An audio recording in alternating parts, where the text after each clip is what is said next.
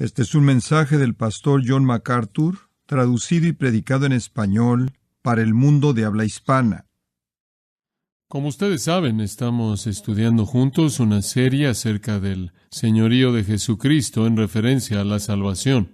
Esta noche llegamos al tercer mensaje de nuestra serie titulado El llamado al arrepentimiento. La naturaleza de esta serie es que es a partir de escrituras selectas en lugar del enfoque normal que tomo de un pasaje dado. También la naturaleza de esta serie es que es polémica. Esto significa que está orientada hacia un punto en particular, tiende a ser argumentativa al adoptar una postura y presentar otra y una postura equivocada hasta donde yo puedo ver. Esto es algo que no hacemos con mucha frecuencia, pero de vez en cuando hemos sentido la necesidad de predicar acerca de ciertas cosas que están siendo enseñadas que pensamos que no son coherentes con la palabra de Dios. Y como dije al principio de nuestra serie, he estado tratando con esto por varios años. De hecho, por más de 10 años, este ha sido un tema de preocupación seria para mí. De hecho, he estado en el proceso de escribir un libro del tema durante aproximadamente 4 años, y ahora está terminado el libro. De hecho, ya lo leí, ya realicé toda la edición final del manuscrito esta semana, y ahora está en manos de la casa de publicaciones para revisión final, y después será publicado en mayo. Tiene que ver con este tema de lo que es el Evangelio. El título del libro es El Evangelio según Jesucristo, y hemos escuchado a muchas personas diciéndonos lo que es el Evangelio. Es mi convicción que debemos escuchar lo que Jesús dice y ver lo que Él tiene que decir. Uno de los elementos que está en juego en este debate de mucha influencia es el asunto del arrepentimiento. ¿Qué es y dónde encaja? ¿Es una parte esencial del mensaje del Evangelio o no lo es? Y espero que en esta noche, al ver juntos la palabra de Dios y considerar algunas de las cosas que están siendo dichas, podamos tener un entendimiento claro de lo que la Biblia tiene que decir acerca del arrepentimiento. Francamente, uno de los elementos más claros de las invitaciones bíblicas a la salvación es la demanda de arrepentimiento. Si usted toma el Nuevo Testamento y lo lee tal cual, se verá presionado a concluir que el arrepentimiento es un factor esencial en una presentación del Evangelio. Para reforzarle eso, me gustaría simplemente tener un pequeño estudio bíblico con usted. Tome su Biblia y comencemos en Mateo capítulo 3 y sigamos un poco el registro del Evangelio hasta el libro de los Hechos, un par de notas en las epístolas, y veamos cuál es el resumen de estos versículos. En Mateo capítulo 3 se nos presenta al primer evangelista del Nuevo Testamento, ningún otro que Juan el Bautista. En el versículo 1 del capítulo 3 dice: En aquellos días Juan el Bautista vino predicando en el desierto de Judea, diciendo: Arrepentíos, porque el reino de los cielos se ha acercado. Después en el versículo 8, Juan añadió: Por tanto, traed frutos dignos de arrepentimiento. Después en el capítulo 4, versículo 17, siguiendo a Juan el Bautista, vino el ministerio de Jesús. Y desde ese entonces, esto es al principio de su ministerio, Jesús comenzó a predicar y a decir: Arrepentíos, porque el reino de los cielos se ha acercado. Capítulo 9 y versículo 13. Jesús dijo: Pero id y aprended lo que esto significa. Deseo compasión y no sacrificio. Esto es deseo, una actitud de corazón, no una religión externa, porque no he venido para llamar a los justos, sino a pecadores. Veamos Marcos capítulo 1 y versículo 14. Y de nuevo Marcos presenta a Juan. Después de que había sido llevado preso, Jesús vino a Galilea, predicando el Evangelio de Dios. ¿Y cuál fue? Diciendo: el tiempo se ha cumplido y el Evangelio de Dios se ha acercado. Arrepentíos y creed en el Evangelio. Capítulo 2 de Marcos, versículo 17. Y oyendo esto, Jesús les dijo: no son aquellos que están saludables los que necesitan un médico, sino aquellos que están enfermos. No he venido a llamar a los justos, sino a pecadores. Y de nuevo vemos el mensaje del arrepentimiento dado a pecadores. Capítulo 6, versículo 12 de Marcos. Y aquí vemos que el ministerio ha ido más allá de Juan el Bautista, más allá de Jesús, a los apóstoles, los discípulos. Y dice en el versículo 12, salieron y predicaron que los hombres debían, ¿qué? Arrepentirse. Veamos el Evangelio de Lucas y veamos cómo es que Lucas relata la primera predicación del Evangelio de Dios. En Lucas capítulo 5 se nos vuelve a presentar este pensamiento en el versículo 31, el ministerio de Jesús. Y aquí Él expande el registro de Mateo y Marcos. Y en el versículo 31, Jesús les respondió y les dijo, refiriéndose a los fariseos y a los escribas, no son los que están bien los que necesitan un médico, sino aquellos que están enfermos. No he venido a llamar a justos, sino a pecadores al arrepentimiento. Esa fue la implicación de Mateo, la implicación de Marcos, y es afirmado de manera explícita por parte de Lucas, cómo el ministerio de Jesús fue dirigido a pecadores llamándolos al arrepentimiento. El capítulo 13 de Lucas nos lleva en mayor profundidad al ministerio del Evangelio de Dios. En la misma ocasión hubieron algunos que estaban presentes que le contaron de los galileos cuya sangre Pilato había mezclado con sus sacrificios. Y él les respondió y les dijo, ¿suponen ustedes que estos galileos eran peores pecadores que los demás galileos porque sufrieron esto? Os digo no, antes si no os arrepentís, todos pereceréis igualmente. ¿Os suponéis que esos 18 en los que la torre de Siloé cayó y los mató eran peores que todos los hombres que viven en Jerusalén? Os digo no, antes si no os arrepentís, todos pereceréis igualmente. Ahora, las preguntas que se presentan aquí son preguntas muy interesantes. Lo que la gente quería saber era, ¿cómo es que hubieron algunos galileos que entraron a ofrecer sacrificio a Dios y los hombres de Pilato entraron y los mataron mientras que estaban ofreciendo sacrificios a Dios? ¿Cómo es posible, están diciendo, que Dios permite que la gente entregue su vida en un baño de sangre cuando lo que estaban haciendo era lo correcto? ¿Por qué permitió eso Dios? Esa es la pregunta. Y Jesús dice en el versículo 2, creo que ustedes piensan que esos galileos debieron haber sido peores pecadores que el resto de los galileos porque sufrieron eso. Pero les estoy diciendo que ellos son tan solo un ejemplo de lo que les va a suceder si no se arrepienten.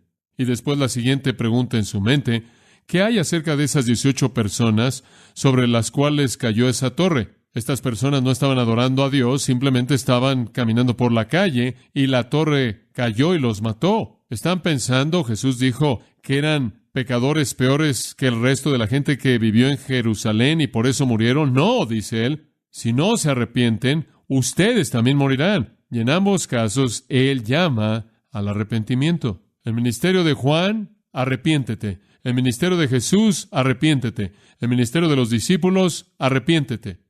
Vayamos a Lucas capítulo 15, versículo 7. Os digo, Jesús dice, después de describir al hombre que perdió la oveja y fue a buscar la oveja, que cuando él viene a casa, él se regocija y demás. Os digo que de la misma manera habrá más gozo en el cielo por un pecador que se arrepiente, que por 99 personas justas que no necesitan arrepentimiento. Versículo 10. Él cuenta una historia de una mujer que encontró una moneda y se regocijó. Y de la misma manera os digo que hay gozo en la presencia de los ángeles de Dios por un pecador que se arrepiente. Y después él cuenta la historia del hijo pródigo, que trata de un pecador que se arrepintió y un pecador que no se arrepintió. El pecador que se arrepintió fue el pródigo, y el pecador que no se arrepintió fue el hermano que se quedó en la casa y no reconoció su propio pecado. El ministerio de Juan el Bautista fue arrepentimiento. El ministerio de Jesús fue arrepentimiento. El ministerio de los discípulos fue arrepentimiento. Y el cielo lo reconoce y se regocija cuando un pecador, ¿qué? Se arrepiente. Se arrepiente. Capítulo 16 de Lucas. Usted conoce este registro del hombre rico y Lázaro. El hombre rico murió y se fue al Hades y estaba en tormento. Lázaro, el mendigo, murió y se fue al seno de Abraham. Y claro, el hombre rico dijo, déjame salir de aquí para que pueda advertir a mis hermanos para que no vengan aquí. Pero Abraham dijo en el versículo 29, a Moisés y a los profetas tienen, óiganlos. Pero él dijo, no, padre Abraham, pero si alguien va a ellos de los muertos, ¿ellos qué? Se arrepentirán. Ahora, lo que usted comienza a percibir aquí es que está este concepto de arrepentimiento, que es la esencia misma de la invitación del Evangelio. Es un llamado al arrepentimiento. Cuando dicen aquí, cuando Abraham dice, más bien cuando el hombre rico le dice a Abraham, se arrepentirán. Él está diciendo, se arrepentirán y creerán en la verdad. Todo eso está implícito. Pero el arrepentimiento es una parte tan obvia, medular, que la respuesta entera del Evangelio podría resumirse en la palabra arrepiéntete. Juan predicó arrepentimiento, Jesús predicó arrepentimiento, los discípulos predicaron arrepentimiento, y el pecador aquí entendió el arrepentimiento, llegando a la conclusión del Evangelio de Lucas, y trayéndolo más cerca de nosotros. Capítulo 24, versículo 46. Jesús resume el Evangelio.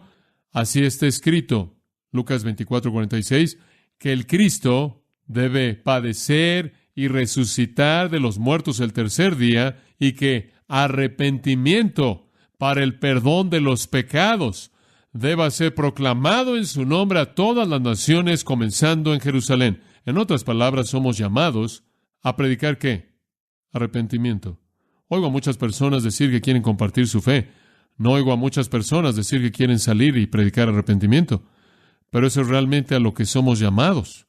Somos llamados a predicar arrepentimiento para el perdón de pecados, a proclamarlo a todas las naciones. Ahora veamos lo que hizo la primera iglesia. Vaya al libro de los Hechos. ¿Siguieron con el ministerio de Juan y Jesús y los discípulos? ¿Siguieron la instrucción de la gran comisión de que arrepentimiento para perdón debía ser predicado entre todas las naciones? Escuchemos a Pedro, Hechos 2:38.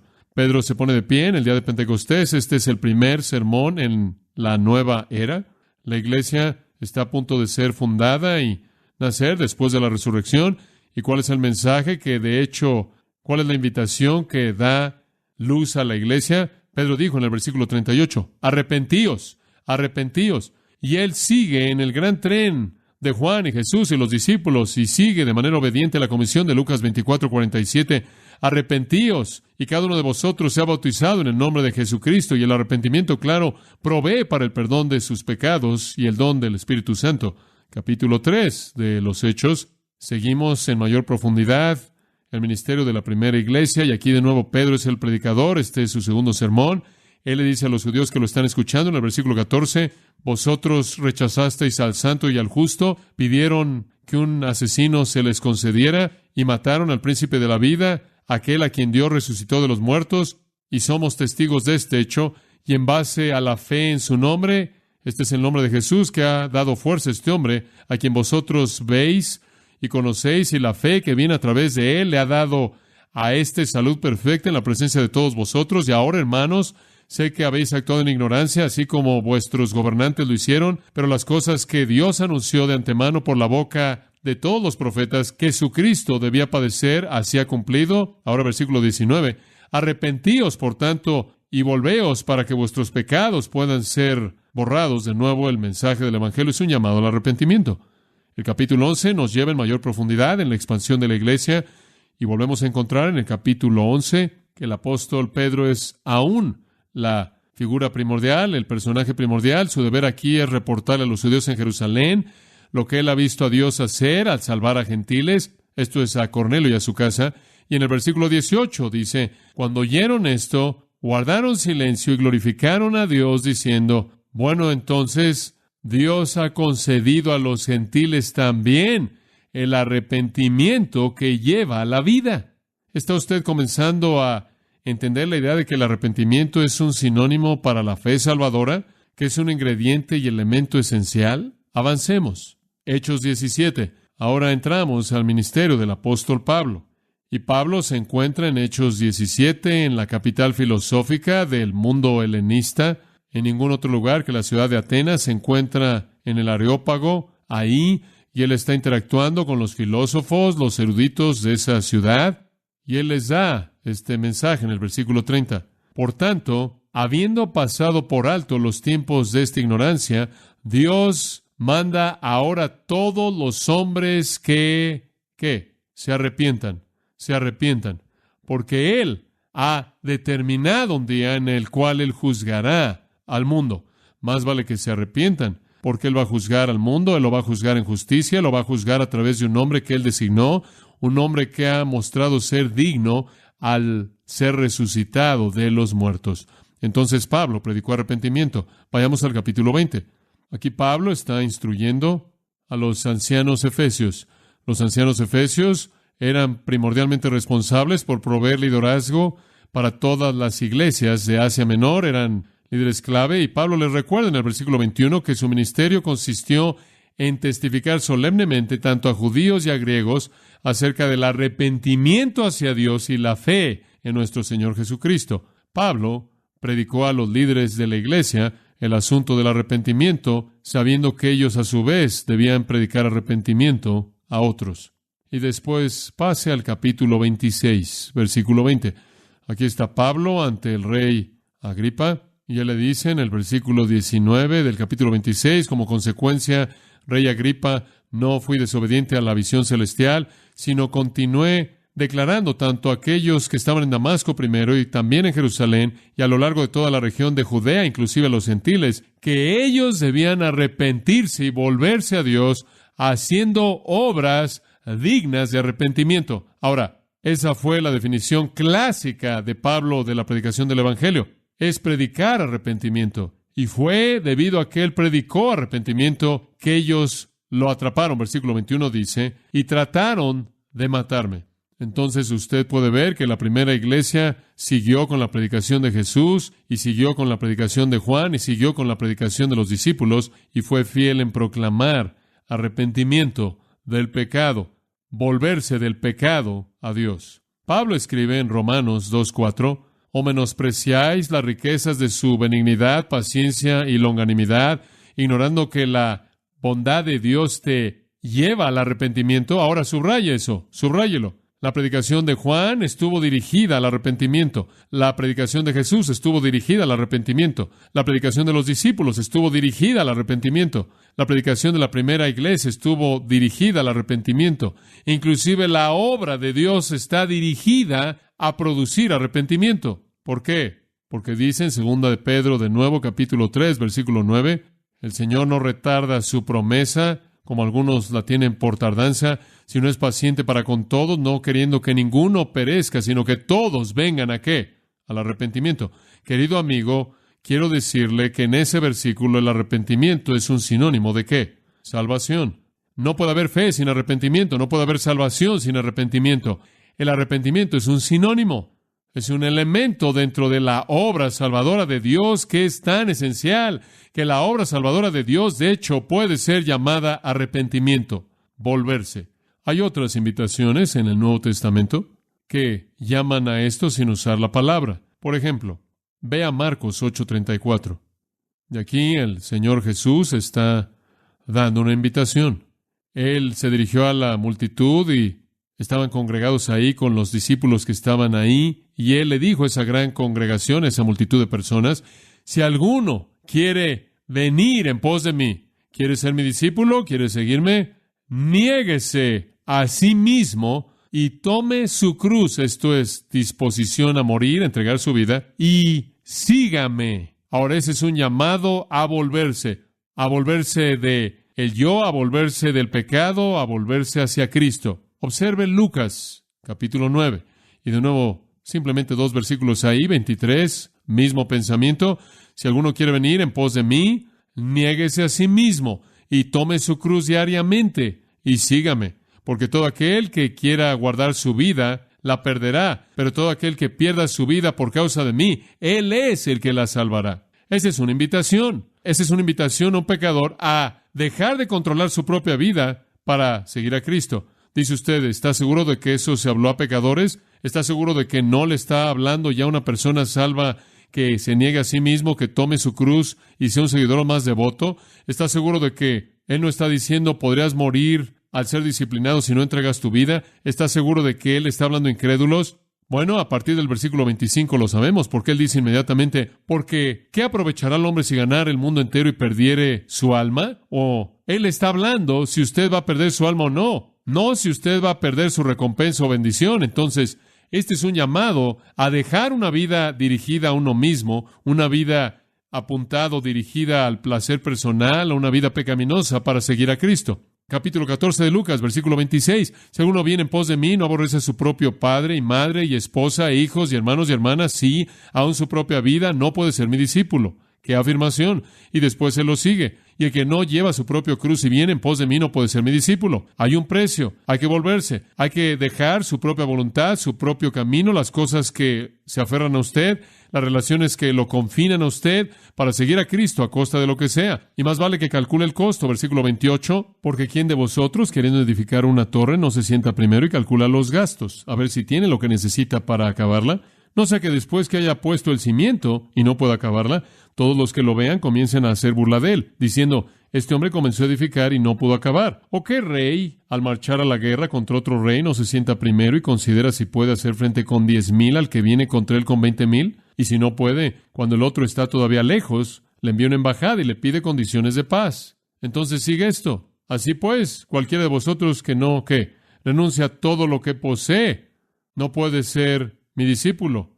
Hombre, es volverte de tu propia vida, tu propia voluntad, tu propia manera de vivir, tu propio pecado, para seguir a costa de lo que sea. Es un cambio de mente, es un cambio de corazón. Es una nueva vida de negarse a uno mismo y el pecado y ver al Salvador como Señor y Rey en lugar de mí. ¿Cuán importante es arrepentirse? Jesús lo dijo, lo acabamos de leer, Lucas 13, 3 y 5. Antes os digo que si no os arrepentís, todos pereceréis igualmente. Amados, simplemente de ese panorama breve de los evangelios y los hechos y un versículo de Romanos y 2 de Pedro, podemos ver que los primeros predicadores predicaron arrepentimiento. Y le he pedido al Señor que me dé una nueva dosis de arrepentimiento en mi predicación, porque el tema ha sido ignorado de manera trágica. ¿En dónde está ese tipo de predicación en la actualidad? ¿En dónde oye usted ese tipo de evangelismo en la actualidad? No está de moda predicar un evangelio que demanda que la gente entregue todas sus posesiones. El evangelio que usted oye en la actualidad es ven a Jesús y serás rico. El evangelio en la actualidad es cree en Jesús y Él perdonará todo tu pecado y te dará el cielo y no tienes que preocuparte por dejar nada. Eso no es lo que Jesús predicó. Arrepiéntete, deja tu pecado y tu egoísmo. Ahora, ¿cómo es posible que este elemento esencial de la predicación del evangelio llegó a ser evitado? ¿En dónde lo perdimos? Porque no lo vemos en la actualidad. Rara vez usted oye la palabra. Podemos regresar a 1937. El doctor Harry A. Ironside, un gran hombre de Dios, maestro de la Biblia. El doctor Ironside en 1937 señaló que la doctrina bíblica del arrepentimiento estaba siendo diluida sistemáticamente por parte de aquellos que querían excluirla del mensaje del Evangelio. 1937, 50 años atrás. Ironside dijo, están tratando de excluirla del mensaje del Evangelio. Permítame citar del libro que él escribió titulado Antes y no os arrepentís. Él era un campeón del arrepentimiento y de manera apropiada. Él escribió esto. La doctrina del arrepentimiento es la nota ausente en muchos círculos en la actualidad que de otra manera son ortodoxos y fundamentalmente sanos. Esta no es una batalla nueva. Esta es una batalla antigua. La gente en la actualidad está predicando un evangelio que dice, bueno, mira, simplemente cree, no te preocupes por tu pecado, no te preocupes por tu pasado, simplemente cree y todo vendrá después. Ironside peleó esa batalla en 1937. Además, él dijo esto. Él dijo, y cito, los predicadores que profesan la gracia, que como los antinominianos de la antigüedad menosprecian la necesidad del arrepentimiento, por lo menos parecen invalidar la libertad de la gracia. Y ese fue el punto medular. Habían algunos que dijeron, si llamas al arrepentimiento, estás invalidando la libertad de la gracia, y la gracia es tal y tan libre que no tienes que hacer nada más que solo creer. Ironside reconoció en su día los peligros de una creencia fácil, incipiente. Además, él dijo, la predicación superficial que no enfrenta el hecho terrible de la pecaminosidad del hombre y la culpabilidad del hombre, llamando a todos los hombres en todo lugar a arrepentirse, resulta en conversiones superficiales. Y entonces tenemos a muchos profesantes en la actualidad, profesantes de labios para afuera, que no dan evidencia en absoluto de regeneración. Promoviendo la salvación por la gracia, manifiestan ninguna gracia en sus vidas, declarando a toda voz que son justificados por la fe únicamente. Se les olvida que la fe sin obras es muerta y que la justificación por obras ante los hombres no debe ser ignorada como si estuviera en contradicción a la justificación por la fe ante Dios. Fin de la cita. Harry Ironside en 1937 estaba en lo correcto, peleando la misma batalla. Y si regresáramos a partir de ahí, regresando en la historia de la Iglesia, también vemos que la historia de la Iglesia registra el testimonio de los líderes de Dios con respecto a la naturaleza esencial del arrepentimiento. Permítame llevarlo aún más atrás. ¿Qué hay acerca de los primeros padres de la Iglesia? 150 después de Cristo. Muy bien. 50 años después de que Juan el Apóstol murió. Eso es temprano. Esos son los primeros años. Permítame leerle de la segunda epístola de Clemente, 150 después de Cristo. Esto es lo que él dice. No lo llamemos meramente Señor, porque eso no nos salvará. Porque él dice, no todo el que me dice Señor, Señor será salvo, sino el que hace lo correcto. De esta manera, hermanos, reconozcámoslo por nuestras acciones. Este mundo y el mundo venidero son dos enemigos. Este significa adulterio, corrupción, avaricia y engaño, mientras que el otro lo hace a un lado. No podemos entonces ser amigos de ambos. Para obtener el uno tenemos que hacer un lado el otro. Eso es arrepentimiento. Eso es arrepentimiento. Eso es exactamente lo que Santiago dijo. La amistad con el mundo es enemistad con Dios. O eres amigo del mundo o el amigo de Dios, no ambos. Eso es arrepentimiento. ¿Qué tal Martín Lutero? En 1517, Martín Lutero disparó el disparo que ha sido oído por todo el mundo. Cuando él clavó en la puerta de la iglesia de Wittenberg sus 95 tesis, él propuso 95 principios que él pensó que la Iglesia Católica Romana debía reconocer. No sé si usted está consciente de los que eran esos 95, pero después de esta noche usted va a estar consciente de cuáles fueron los primeros 3, porque aquí están. Número 1, esto estuvo en la puerta de Wittenberg. Nuestro Señor y amo Jesucristo, al decir arrepentíos, quiso decir que la vida entera de los fieles debía ser un acto de arrepentimiento. Número 2 de sus 95 tesis, este dicho no puede ser entendido como el sacramento de la penitencia, esto es, de la confesión y absolución, la cual es administrada por el sacerdocio. 3. Sin embargo, él no se refiere al arrepentimiento interior únicamente. No, el arrepentimiento interior está ausente si no produce tipos diferentes de hacer morir la carne. Entonces, dijo Martín Lutero, 3 puntos primordiales. 1, el arrepentimiento es un estilo de vida. 2, no tiene nada que ver con sacramentos de la iglesia, confesión y absolución. 3, no es tan solo interno, produce hacer morir la carne. Martín Lutero estaba en lo correcto. Pasemos al siguiente siglo, 1674. En 1674, la obra maestra teológica conocida como el Catecismo Corto de Westminster fue escrito, y en ese catecismo, el cual algunos de ustedes han leído, inclusive estudiado, si vienen de un trasfondo reformado, hay una serie de preguntas y respuestas, y eso era la enseñanza a manera de catecismo, pregunta y respuesta, pregunta y respuesta, pregunta y respuesta, y usted le enseñaba a sus niños el catecismo, y eventualmente ellos se memorizaban todos los elementos de la teología.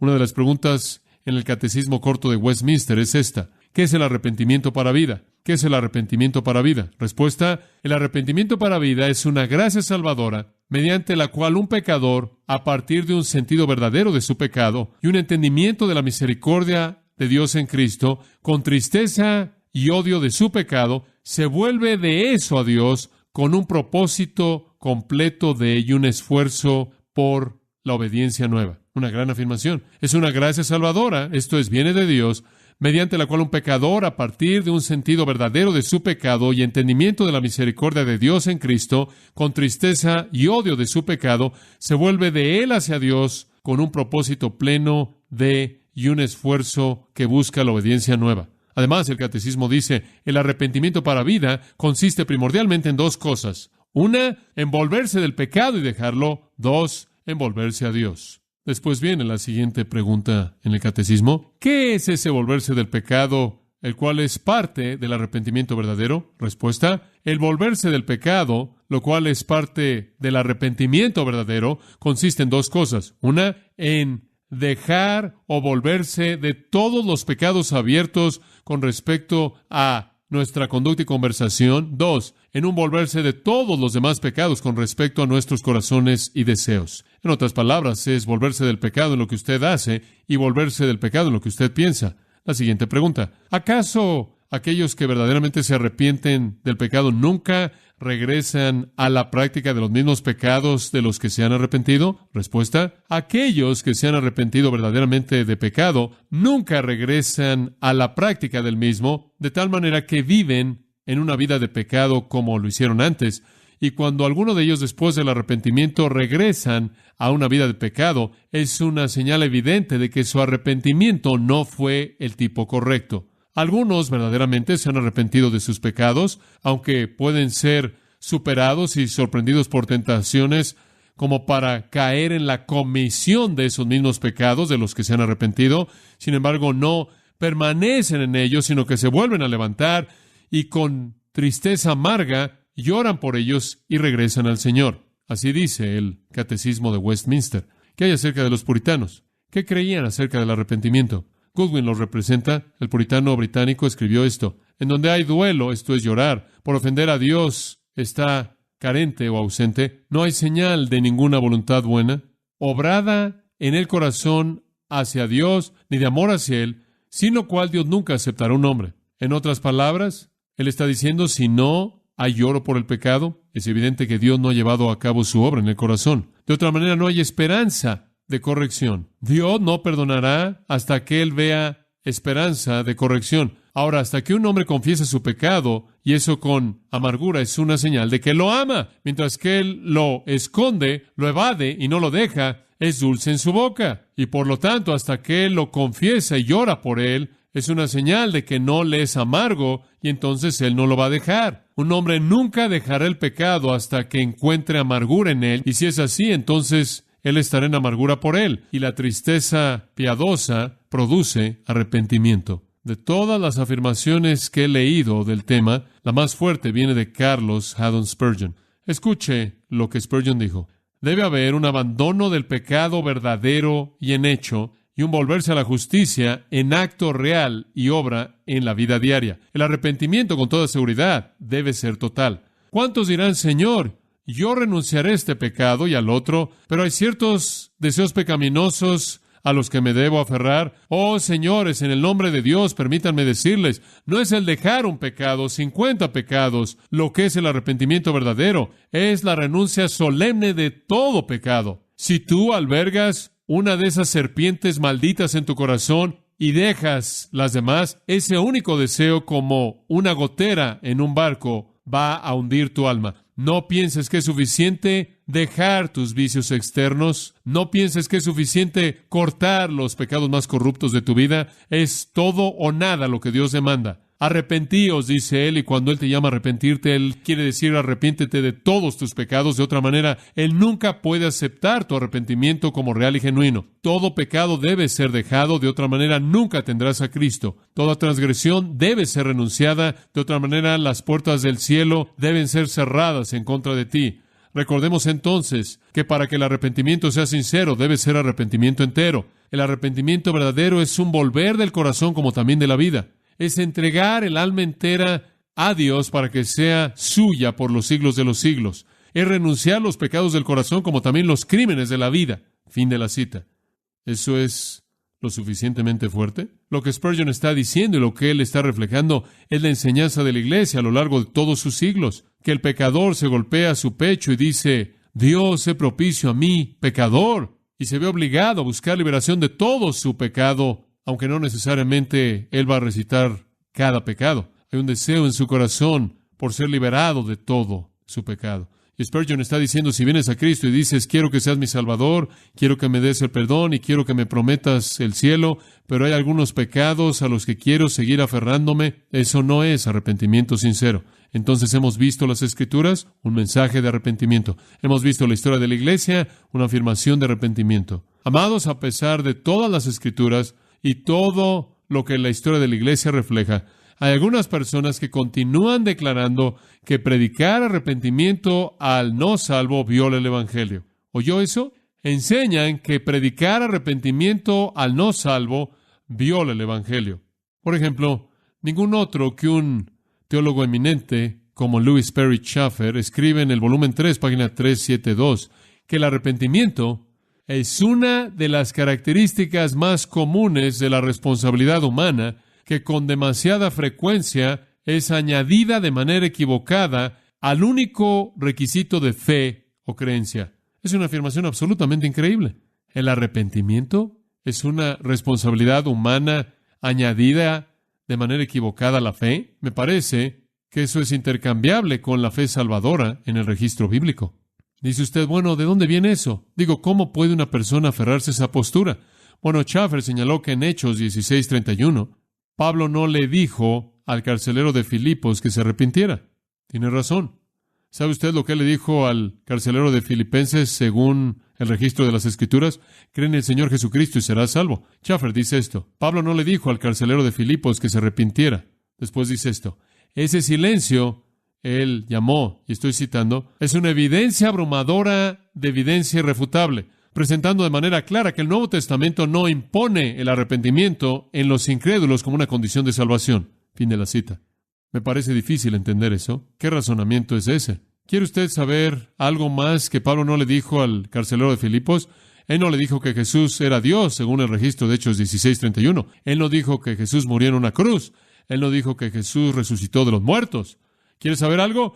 Él probablemente dijo todo eso, incluyendo todo lo que había que decir del arrepentimiento, pero todo fue resumido por Lucas cuando él lo escribió bajo la inspiración del Espíritu, simplemente para darlo en esa afirmación, porque creer implicó arrepentimiento y el Señor Jesucristo implica todo lo que Él es y todo lo que Él hizo. Pero defenderlo a partir del silencio y cancelar cualquier otro elemento del arrepentimiento en el registro del Nuevo Testamento y decir que debido a que no está ahí, esa es una masa abrumadora de evidencia, eso no lo podemos entender. Y un pastor local popular dijo, arrepentimiento no significa volverse del pecado ni cambiar la conducta de uno. Ahora, como puede ver usted, la razón por la que tienen que decir esto es porque tienen que lidiar con la palabra arrepentimiento. Está ahí. Otro maestro bien conocido de la Biblia dice, arrepentimiento significa cambiar la mente de uno, no la vida de uno. Ahora nos estamos acercando al asunto, porque usted se está preguntando cómo es posible que la gente diga que el arrepentimiento no es un elemento si él acaba de decir arrepiéntete, arrepiéntete y arrepiéntete todo el tiempo. Y lo que usted tiene que entender es que redefinen el arrepentimiento. Y lo que dicen es que el arrepentimiento significa cambiar su mente acerca de quién es Jesús, nada más. El arrepentimiento es un cambio de mente acerca de quién es Cristo. No tiene nada que ver con volverse del pecado, no tiene nada que ver con abandonar que yo soy el capitán de mi vida. Está totalmente carente del reconocimiento de la culpabilidad personal. No hay elemento de intención de obedecer a Dios. No hay elemento de una intención o deseo de justicia personal. Es simplemente cambiar su mente acerca de quién es Jesús. Dice usted, bueno, ¿qué hacen con cosas como Jesús cuando dice, si quieres venir en pos de mí, tienes que negarte a ti mismo, tomar tu cruz y seguirme? ¿Qué hacen con las palabras de Jesús? Tienes que aborrecer a tu padre, madre, hermano, hermana y demás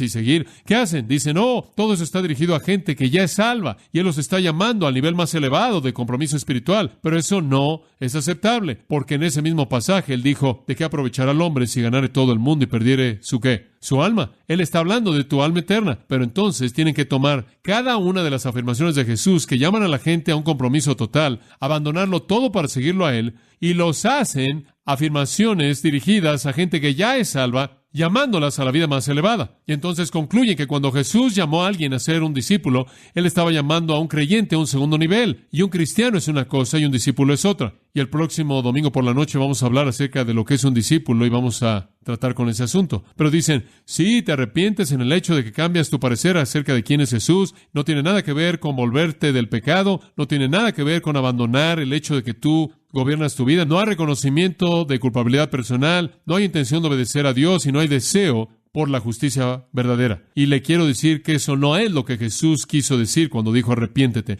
El llamado del Evangelio de Jesús fue un llamado a dejar el pecado como lo fue un llamado a creer en Él. Fue un llamado a volverse del pecado. Desde su primer mensaje hasta el último, el tema del Salvador fue un llamado a los pecadores a dejar su pecado, a abrazar a Dios, a buscar la justicia. No fue únicamente que tenían que tener una nueva perspectiva acerca de quién era Él, sino que tenían que dejar su pecado y seguirlo a Él. Y Lucas, como lo vimos en el capítulo 24 y el versículo 47, dijo que cuando vayas a predicar, Jesús dijo, predica arrepentimiento para el perdón de los pecados. Y si estás viniendo a Cristo para el perdón de los pecados, lo que lleva a eso es ¿qué? Arrepentimiento. Por cierto, Lucas es el único escritor de los evangelios que da el contenido del mensaje que es inherente en la Gran Comisión. Los otros escritores únicamente dan la comisión. Vayan y predican. Lucas dice, esto es lo que predicas, arrepentimiento, el cual lleva al perdón de pecados. Y entonces el arrepentimiento siempre está ligado al pecado. No es solo cambiar tu parecer acerca de quién es Jesús.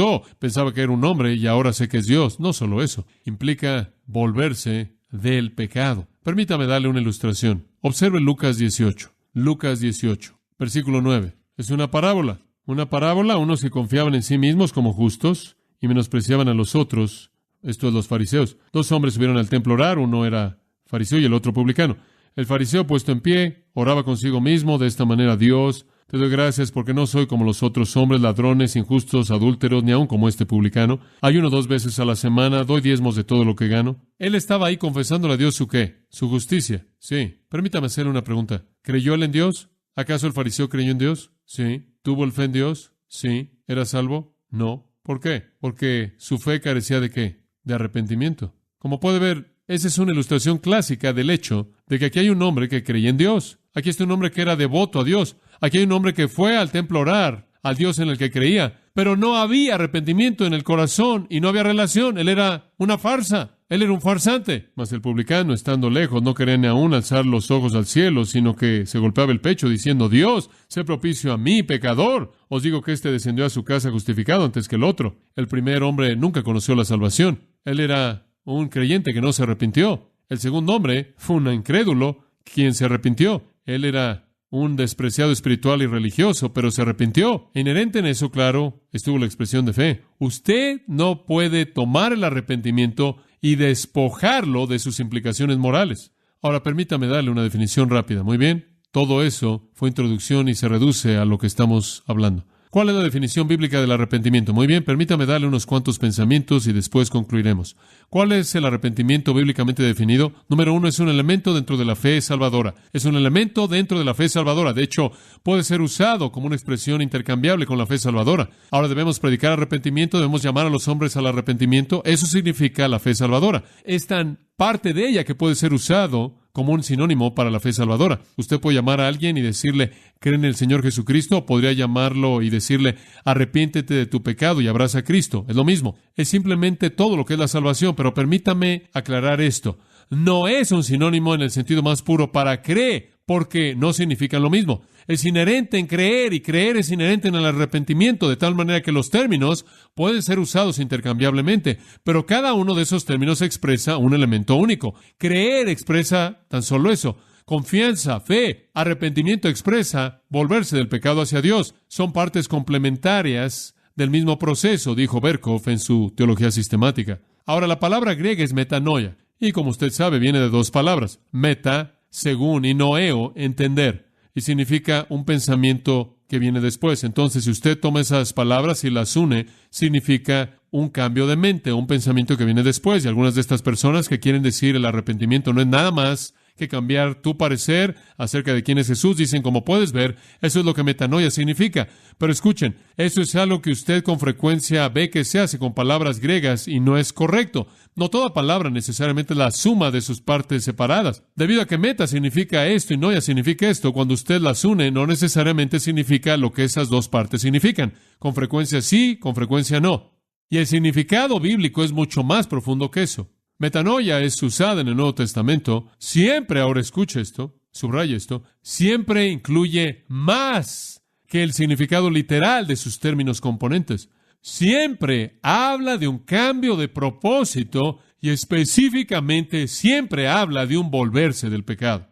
Una de las herramientas útiles que usamos al estudiar el idioma griego es la obra de Colin Brown, una colección masiva, así de grande, 3 volúmenes, en la sección acerca de la conversión que escribió Wetzmann, volumen 1, página 358. Él está tratando con metanoia, y esto, claro, desde una perspectiva muy erudita. Y esta es una cita: el entendimiento predominantemente intelectual de metanoia como un cambio de mente juega una parte muy pequeña en el Nuevo Testamento. Más bien, la decisión por parte del hombre entero de volverse es enfatizada. Es claro que debemos preocuparnos ni con un cambio puramente externo, ni con un cambio meramente intelectual de ideas. Fin de la cita. Así lo dice lo mejor de los eruditos. En el sentido en el que Jesús lo usó, el arrepentimiento incorporó un repudio hacia la vida vieja y un volverse a Dios para salvación. La otra fuente número 1 para entender todo lo que hay que entender acerca de palabras griegas fue producido por Kittel. Colin Brown es así de grande, Kittel es así de grande. Toda palabra en el Nuevo Testamento que es importante está ahí y es tratada de manera exhaustiva. Permítame leerle lo que Bem dice escribiendo acerca de metanoia en Gerard Kittel, y cito: el término demanda una conversión radical, demanda una transformación de naturaleza, un volverse de manera definida de la maldad, un volverse de manera determinante a Dios en obediencia total. Esta conversión es definitiva. No puede haber un volver atrás, únicamente avanzar y un movimiento responsable hacia adelante, que ahora se ha tomado. Afecta al hombre entero, en primer lugar y básicamente el centro de la vida personal, después lógicamente su conducta en todo momento y en toda situación, sus pensamientos, palabras y actos. La proclamación entera de Jesús es una proclamación de volverse de manera incondicional a Dios, un volverse de manera incondicional de todo lo que es en contra de Dios, no meramente aquello que es abiertamente malo, sino aquello que en cualquier caso dado hace que un volverse a Dios de manera total sea imposible. Fin de la cita. Así es como ellos lo entendieron desde el punto de vista técnico, el significado de la palabra. Esto sería apoyado, ¿no es cierto?, a partir de 1 Tesalonicenses 1:9. ¿Se acuerda usted de ese versículo? Véalo. 1 Tesalonicenses 1:9. Aquí hay una crónica de los elementos del arrepentimiento. La segunda mitad del versículo, Pablo le recuerda a los tesalonicenses cómo os volvisteis a Dios de los ídolos para servir al Dios vivo y verdadero. 3 elementos de arrepentimiento están ahí. 1, volverse a Dios. 2, volverse de la maldad. 3, servir a Dios. Se volvieron a Dios de los ídolos y toda esa maldad que hay con ellos para servir a Dios. 3 elementos del arrepentimiento. Volverse a Dios de la maldad para servir a Dios. Un resumen hermoso. No, escúcheme. Ningún cambio de parecer acerca de quién es Jesús puede salvar hasta que esos 3 elementos están presentes. Volverse del pecado a Dios para servirlo. El arrepentimiento es un elemento dentro de la fe salvadora. Segundo punto, involucra cambiar la dirección de la voluntad. Involucra cambiar la dirección de la voluntad. El léxico griego de Thayer define metanoeo como, y cito, el cambio de parecer de aquellos que han comenzado a aborrecer sus errores y hechos malos y han determinado entrar en una mejor dirección de vida, de tal manera que involucra tanto un reconocimiento de pecado y tristeza por él y una corrección de corazón, los efectos de lo cual son obras buenas. Fin de la cita. En otras palabras, es un cambio de dirección de la voluntad que resulta en una conducta cambiada. No es meramente tristeza por el pecado, aunque el arrepentimiento genuino siempre tiene tristeza. Es un cambio de dirección de la voluntad humana, es una decisión de dejar toda injusticia y buscar la santidad. Y por favor, amados, es ese cambio de dirección de la voluntad que es la obra de Dios. No estamos hablando de algo que usted hace. Estamos hablando de que Dios hace algo en usted cuando Él lo salva a usted. La gente dice, bueno, estás enseñando que esta es alguna obra pre-salvación y hasta que puedas limpiar tu vida y arrepentirte no puedes ser salvo. No, el arrepentimiento no es un intento pre-salvación por limpiar tu vida. No es un llamado a dejar de pecar para que puedas ser salvo, en absoluto. No es tan solo una invitación a darle la espalda a toda la maldad para que Cristo te acepte.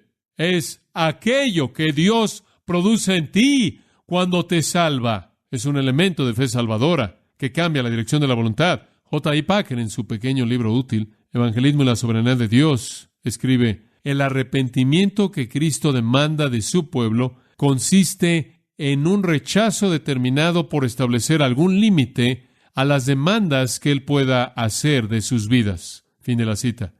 No es tan solo una actividad mental. Hay un aspecto intelectual. Permítame darle esto rápidamente.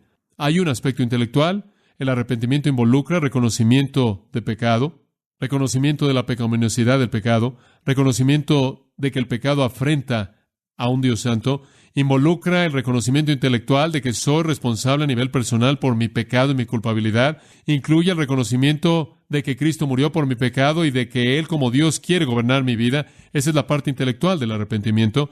En segundo lugar, tiene una parte emocional. Ese reconocimiento produce tristeza, produce deseos nuevos y nuevos impulsos, produce vergüenza. Y 2 Corintios 7:10 dice que hay una tristeza que lleva al arrepentimiento. Entonces comienza. Usted ve que el pecado es pecaminoso, usted ve que usted es culpable, usted ve que Cristo ha provisto intelectualmente y después toca sus emociones y hay un quebrantamiento y una tristeza y una vergüenza y una culpabilidad y a partir de esa tristeza viene el tercer elemento y eso es el elemento de la voluntad, volitivo. Finalmente el arrepentimiento activa la voluntad y produce un cambio de dirección, una nueva determinación por abandonar la desobediencia obstinada y rendir su vida a Cristo. Y después produce una conducta cambiada.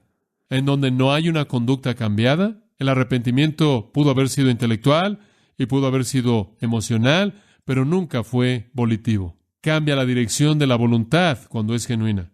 En tercer lugar, y como resultado cambia la vida. Cambia la vida. Es un elemento de la fe salvadora, activa la voluntad, cambia su dirección y cambia la vida. Esa es la razón por la que Juan dijo, traed frutos dignos de arrepentimiento. Usted dice que se arrepintió, veamos su vida. Demuéstrelo. El arrepentimiento real altera a la persona. Uno de mis héroes a los hombres que tengo en alta estima es Martin Lloyd-Jones.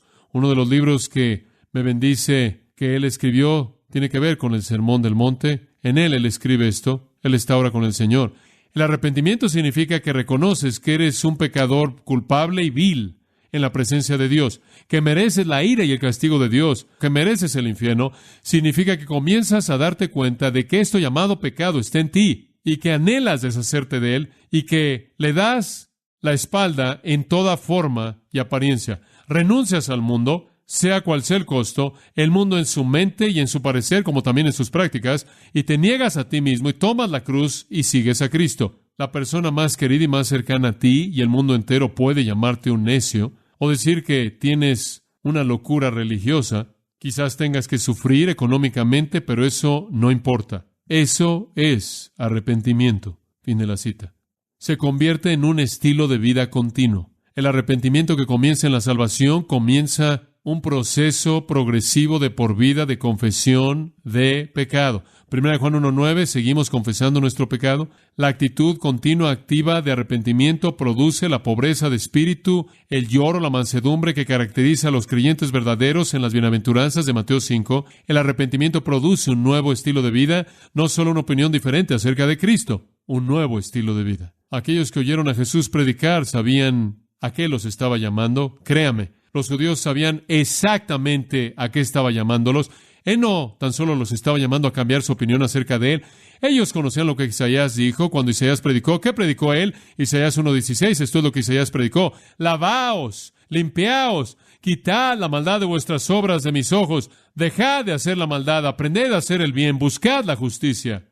Y después, aunque vuestros pecados sean rojos, serán ¿qué? Blancos como la nieve. Aunque sean rojos como el carmesí, serán como la lana. Si os lavareis, si os limpiareis. La progresión comienza internamente y después se manifiesta a sí misma en actitudes y acciones. Al final de Isaías, o cerca del final, capítulo 55, encontramos el mismo tipo de llamado. 2 versículos ricos acerca de este asunto del arrepentimiento. No sé cómo pueden pasar estos por alto. Buscad a Jehová mientras que Él pueda ser hallado, Isaías 55:6. Llamadlo mientras que esté cercano. ¿Cómo hago eso? Deje limpio su camino y el hombre inicuo sus pensamientos y vuélvase a Jehová, y Él tendrá de él misericordia, y a nuestro Dios, el cual será amplio en perdonar. Él perdonará cuando el impío deja su camino y el hombre injusto deja sus pensamientos y se vuelve al Señor. Ese texto conocido, con frecuencia usado mal y quizás con demasiada frecuencia evitado. 2 de Crónicas 7:14. Y mi pueblo que es llamado por mi nombre, cuando se humilla y ora y busca mi rostro y se vuelve de sus caminos impíos, entonces oiré de los cielos y perdonaré su pecado. Cuando se vuelvan, cuando se arrepientan. Y quiero decirle, cuando Juan el Bautista predicó arrepentimiento, nadie se confundió. Ellos sabían lo que él dijo y ellos sabían exactamente lo que él quiso decir. ¿En dónde están los frutos? Pruebe su arrepentimiento por su vida. ¿Y cuáles son los frutos del arrepentimiento?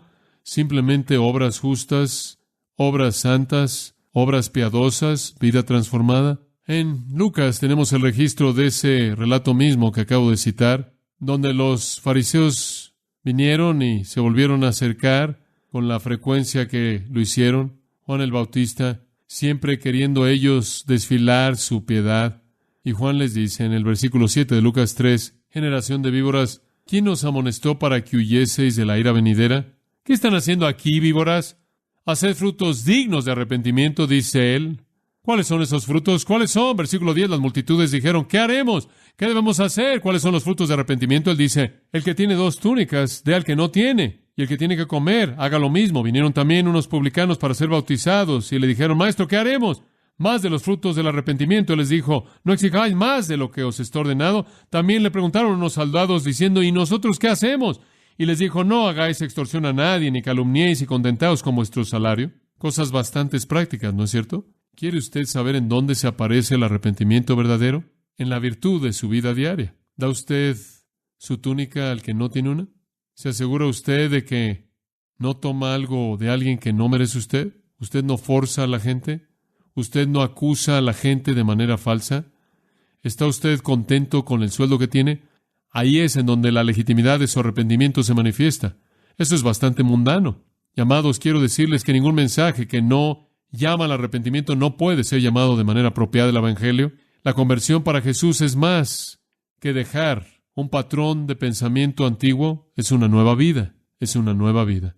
Bim dice, escribiendo de nuevo en el volumen de Kittel, convertirse abraza todo el amanecer de las demandas del reino de Dios del hombre. Una vida cambiada. Y por favor entiendan, no creo que alguien podría malinterpretarme en esto. Esto no es algo que usted hace para que usted se pueda salvar. Esto es algo que el Espíritu de Dios produce en usted al salvarlo usted. Esa es la razón por la que dice, y hemos estado leyendo esto en 2 de Timoteo, y este es un pasaje esencial para que nosotros lo entendamos. Capítulo 2, versículo 25. Por si quizás Dios les conceda arrepentimiento. Es un regalo de Dios. Es un regalo de Dios. Hechos 11, versículo 18. Que Dios les ha concedido arrepentimiento a los gentiles.